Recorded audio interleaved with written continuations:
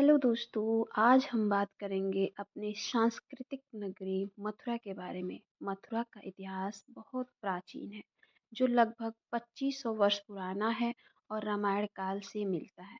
यह कभी सुरिशिन साम्राज्य की राजधानी था और हिंदू धर्म में भगवान श्री कृष्ण की जन्मभूमि के रूप में प्रसिद्ध है।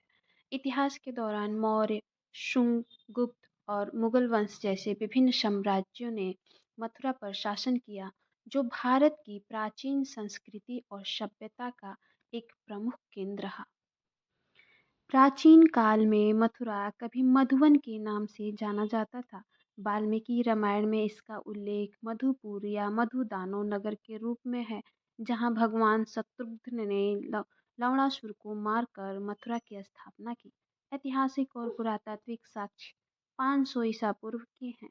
मथुरा पर विभिन्न साम्राज्यों का शासन हुआ, जैसे कि मौर्य और शुंग वंश के शासकों के अधीन मथुरा एक महत्वपूर्ण व्यापारिक और प्रशासनिक केंद्र था। दूसरा, गुप्त।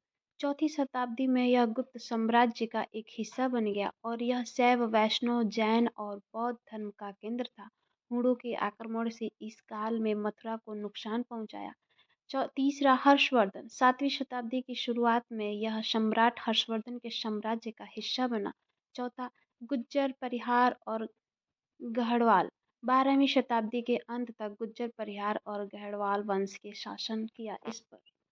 मध्यकालीन और मुगल काल। महमूद गजनवी ने 1017 ईस्वी में मथुरा पर आक्रमण किया और मंदिरों को नष्ट करा दिया। मुगल शासक के दौरान अकबर और जहांगीर के समय में वास्तुकला और कलात्मक विकास हुआ।